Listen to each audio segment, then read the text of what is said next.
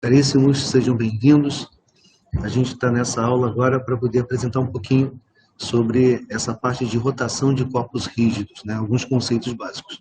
Eu sou o professor Luiz Fernando, sou professor aqui do Departamento de Física Aplicada e Termodinâmica e vou apresentar esse conteúdo para vocês, em 3 partes. Então, esse primeiro vídeo diz respeito ao conceito de centro de massa.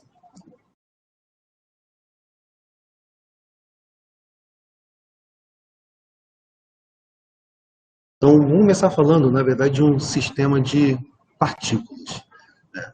Para poder entender a ideia do centro de massa, é importante a gente partir desse conceito, né, de um sistema de partículas. Então, imaginem vários grãozinhos, né? Vamos pensar em isopor, né? Várias bolinhas de isopor que a gente deixa derramar sobre a mesa e que eles ficam distribuídos de uma certa forma aleatória, né? A partir daquele ponto onde as bolinhas, né, de isopor caíram. Se a gente olhar então para esse conjunto de elementos, a gente pode enxergar eles na forma de partículas. E se a gente imaginar que eles estão, de alguma forma, amarrados uns com os outros, né, de alguma forma, cada um dessas bolinhas de isopor estão interagindo com as demais, a gente pode imaginar que eles formam o que a gente chama de sistema. É um sistema de bolinhas de isopor, se a gente for generalizar essa ideia, né, um sistema de partículas. A gente particularmente está interessado num sistema de partículas aonde essas partículas estão interagindo entre si e elas se movimentam ou estão dispostas umas em relação às outras, de forma que essas relações não se alteram. Tá? Então, vocês estão aí no vídeo, né, nessa imagem, né, vendo um pouquinho dessas definições, desses conceitos que eu quero que vocês criem, né, na cabeça de vocês. Então, um sistema de partículas é formado por um conjunto de corpos maciços, particulados, onde suas dimensões são desprezadas. Então, vamos pensar de novo nesse conjunto de bolinhas de isopor, né, dessas bem pequenininhas, né, que ficam espalhadas de repente em cima da mesa. Então, são pequenas partículas.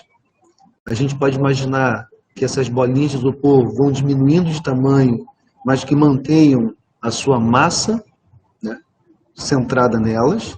Então, a gente pode imaginar esse conjunto de partículas. Cada bolinha, vamos imaginar como sendo um corpo maciço, tá certo? Que a bolinha de isopor, ela é elástica, né? Ela pode ser deformada. Mas aqui a gente vai considerar que ela é indeformável. Então, são bolinhas rígidas, né? São corpinhos maciços. E que a gente então pode pensar que nesse conjunto de partículas espalhadas sobre a mesa, né, sobre aquela região, né, as dimensões de cada uma dessas partículas é desprezível em relação às distâncias entre elas. Tá? Então a gente diz que esses corpos, né, essas massinhas, né, essas bolinhas de isopor, não imaginando elas muito leves, né, vamos imaginar como se fossem bolinhas de ferro, talvez. São corpos pontuais. Então, a gente vai admitir que a massa de cada partícula está centrada num ponto e que esse ponto está localizado no sistema de coordenadas de forma inequívoca. Tá? Ou seja, que a gente não tem como errar. A gente consegue localizar o centro de massa de cada uma dessas partículas. Se a gente imaginar que essa bolinha de isopor ela diminui suficientemente bem, então vamos imaginar pontos no espaço, e que cada um desses pontos, que são o centro dessas bolinhas, de cada uma delas, elas podem ser localizadas no espaço de maneira inequívoca. Então, num sistema de partículas, cada partícula está individualmente vinculada às demais, de forma que o conjunto, né, esse sistema, apresenta um comportamento único. Então, vamos imaginar uma mesa onde a gente derramou cola, né, não é uma melhor imagem, mas a gente pode imaginar uma mesa, derramamos cola, jogamos essas bolinhas de isopor sobre essa mesa, e aí a gente tem aí um sistema de partículas onde cada uma está vinculada à outra e que essas distâncias entre elas não se alteram. Então, isso é um sistema de partículas. É esse o conceito que a gente está se baseando. Então, sem que nos prendamos, né, com a escala métrica, a gente pode pensar no dia a dia nosso, né, se a gente olha para o céu à noite, né, pensar numa galáxia, vamos pensar na Via Láctea, né, a gente tem um sistema de partículas. É óbvio que cada estrela, né, cada sistema planetário não é uma bolinha de isopor. Mas se a gente olhar na estrutura de uma dimensão de uma galáxia, né, esses elementos estelares, né, a gente poderia considerar, né, de tamanhos desprezíveis, considerando a dimensão da própria galáxia. Tá? Se a gente então olhar para a dimensão da nossa galáxia, cada astro, né, cada sistema solar, cada planeta, cada satélite, ele poderia ser enxergado como sendo um corpo pontual, né, e que estão ligados entre si, né, pelas interações gravitacionais. E sendo corpos maciços, né, a gente pode imaginar que toda a massa desse corpo, ou de cada um desses corpos, né, se concentra, né, num ponto no interior deles.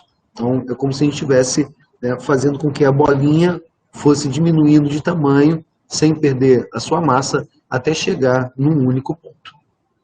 Então, só para poder dar uma ilustração para vocês, né, olhem para esse sistema de estrelas, né, a gente chama de aglomerado de estrelas, né, ela é a Messier 92, ela traz bem essa ideia. Né? A gente vê vários pontos nessa imagem, cada um desses pontos é uma estrela, né? Elas se movimentam de forma única, né? Comum, unificadas, por conta das atrações gravitacionais que existem entre as estrelas, e é um sistema de partículas, né? São elementos pontuais.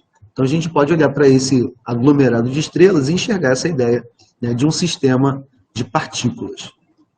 Então, se a gente der a liberdade de imaginar um átomo, né, tá certo que o desenho de um átomo, né, o modelo de um átomo moderno, né, usando todas as teorias de física moderna e mecânica quântica, né, não dá para usar essa imagem perfeita de um sistema de partículas, mas se a gente olhar para uma representação, né, gráfica de um átomo, né, numa ilustração, numa representação didática, muitas vezes com um núcleo e os elétrons girando em torno desse núcleo, a gente pode imaginar aí como se fosse também um sistema de partículas. Tá?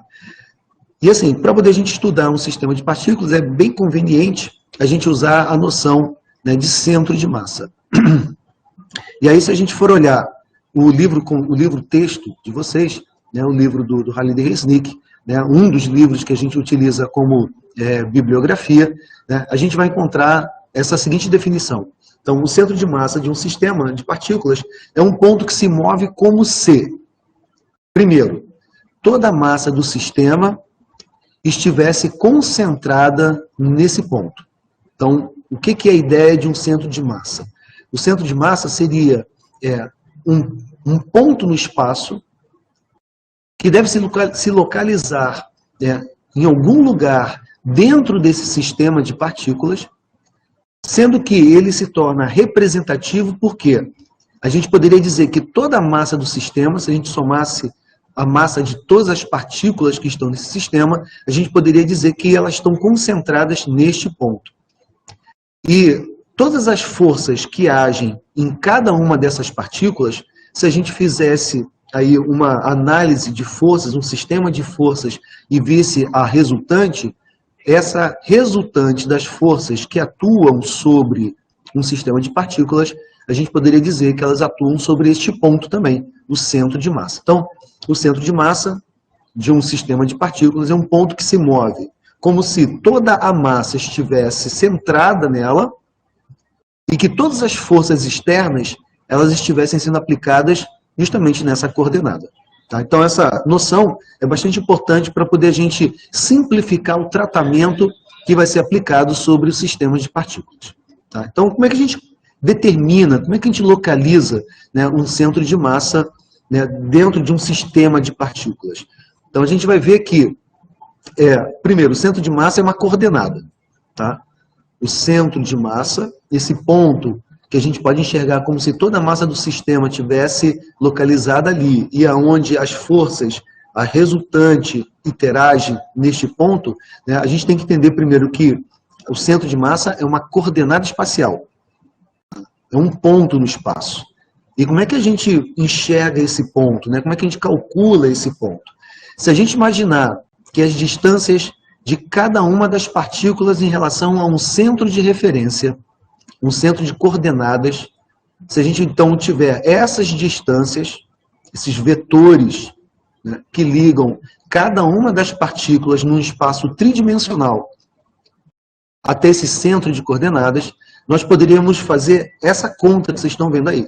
Então, a localização do centro de massa, RCM, né, seria essa posição do centro de massa, uma posição tridimensional, né, coordenadas x, y, z, ele é igual a uma média ponderada, ou uma ponderação dessas distâncias tridimensionais de cada partícula, pesadas, ou seja, é um peso, é uma média ponderada, então, pesadas pelas massas respectivas de cada uma dessas partículas. Então, se cada partícula, cada iésima partícula, está distante do centro de coordenadas, nessa distância RI, né? RI, então, é a distância da iésima partícula, cuja massa é MI, então, MI é a massa da iésima partícula, esse centro de massa vai ser a média ponderada, então 1 sobre M, do somatório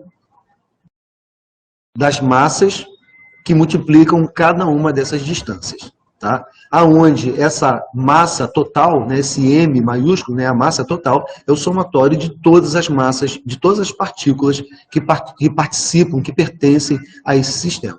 Tá? Então, o peso de cada distância é a razão da massa da partícula pela massa total. Se a gente pegar essa razão 1 sobre M e passar para dentro do somatório, a gente vai enxergar essa razão, né, MI sobre M maiúsculo.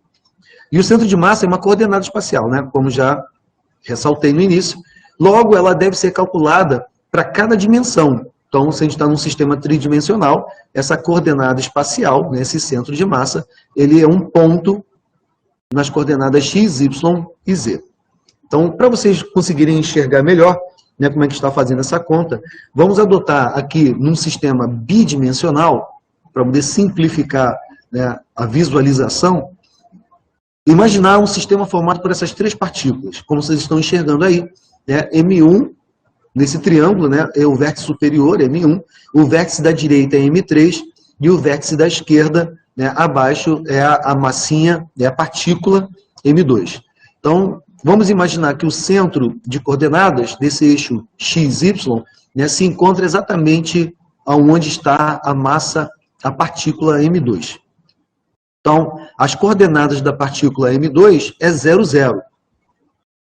Se a gente imaginar um triângulo equilátero, onde as distâncias entre essas massas seja regular, né, seja 1 centímetro, por exemplo, né, seja bem definida, então a gente tem essas coordenadas da partícula 1 e da partícula 3, né, da massa M1 e da massa M3.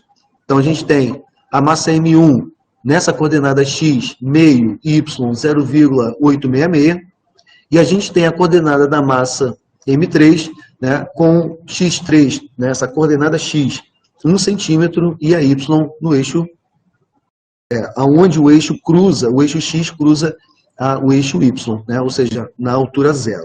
Então, a gente tem as coordenadas de cada uma delas, e se a gente aplica, então, essa equação que foi definida para o cálculo, né, do centro de massa, a gente vai ter que o x dessa coordenada de centro de massa vai ser a massa 1 vezes a distância x1, mais a massa 2 vezes a distância x2, mais a massa 3 vezes a distância x3. E toda essa soma, né, esse somatório que está aí no numerador, ele vai ser ponderado, né, vai ser dividido pela massa total do sistema, ou seja, M1 mais M2, M3. Essa lógica, né, essa mesma lógica que está sendo aplicada para calcular a coordenada x, a gente vai usar para calcular a coordenada y, substituindo as distâncias x, né, essas ordenadas x, por y.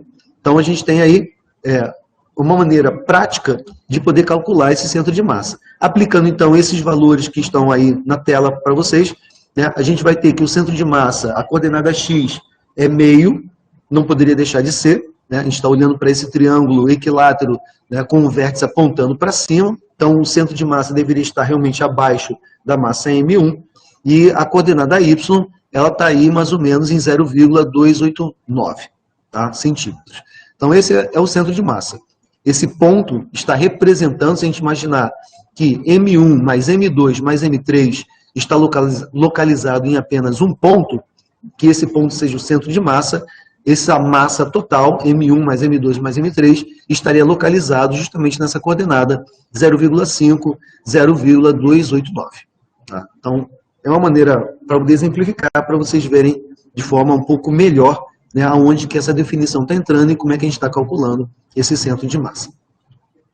Então, o sistema de partículas, ele tem um número muito grande, né, ele pode ter um número muito grande de partículas. Um sistema, né, como, por exemplo, aquele aglomerado de estrelas, né, um número realmente grande de partículas. Mas isso não impede que a gente faça o cálculo do centro de massa. Então, se a gente está olhando para um número finito de partículas, o somatório ele pode ser ainda aplicado, né? Mesmo que seja trabalhoso, mas ele ainda pode ser aplicado. E aí um sistema de partículas pode estar contido em um espaço multidimensional. No caso do exemplo anterior, a gente está vendo um espaço bidimensional. Eu já falei que a gente pode ter uma relação também tridimensional, e dependendo do que nós estejamos representando, poderia ser realmente multidimensional, né? 4 dimensões para cima, que graficamente a gente não consegue enxergar, mas que é possível, basta que a gente tenha cada uma dessas coordenadas, né? X, Y, Z, W, T, P, Q, R. Então, cada dimensão a gente faz esse mesmo procedimento, né, de fazer uma média das distâncias desses valores ponderados pelas massas respectivas de cada uma dessas partículas. Então, mesmo nesse caso, a gente também não está impedido de calcular o centro de massa. Então, independente do número de partículas e independente da dimensão do espaço no qual o sistema se encontra, isso não impede que a gente possa calcular o centro de massa. Se o número de partículas é muito grande e as distâncias entre elas é muito pequena, quem olha de longe pode ter, na verdade, essa impressão de que aquele sistema compõe apenas um único corpo.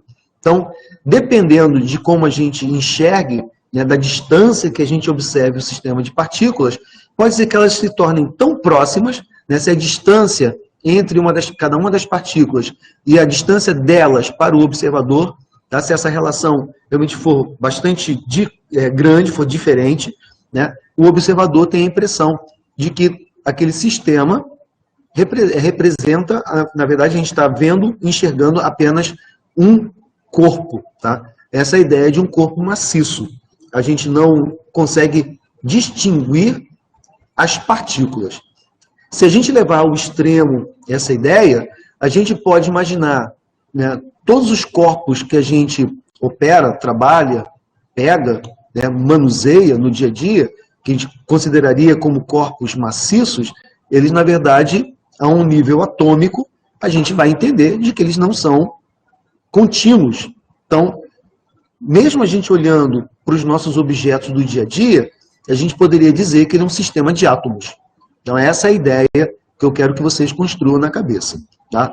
Mesmo os corpos maciços, eles são sistemas particulados, que estão ligados uns aos outros através de forças de interação, de maneira, muitas vezes, a impedir que, ao pegar, ao manusear, ao manipular, eles se deformem. Então, a gente está pensando num corpo rígido, tá? Um corpo que não se deforma, tá? Ele não perde aquela forma para o qual nós estamos observando.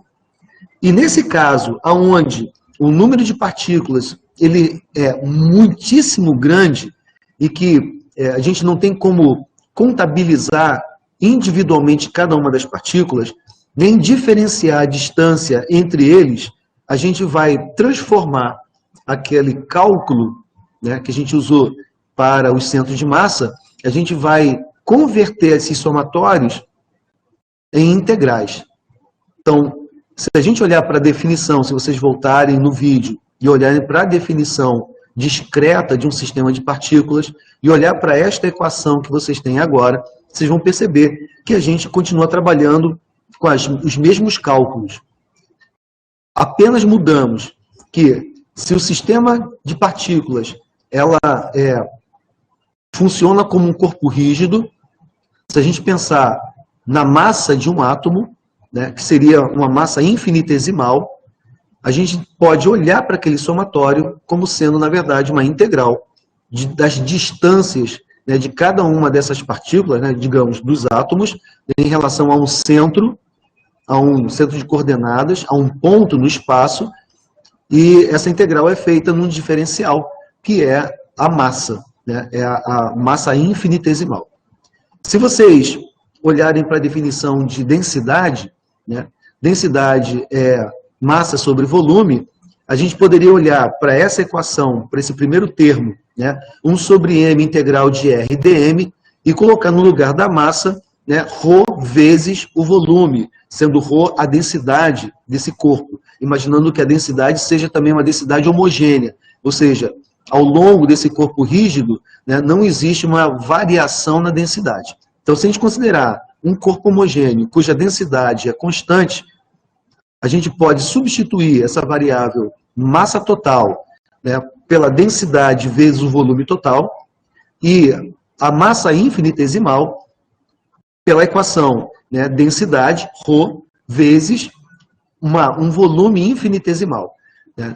Se a gente fizer essas substituições, né, na massa total e na massa infinitesimal, a gente vai ter a densidade, o símbolo da densidade, né, a grandeza aí do ρ, tanto no denominador quanto no numerador. E a gente vai poder cancelar, e a equação se resume, nesse caso, de 1 sobre V, o volume total, né, multiplicando a integral de R dV.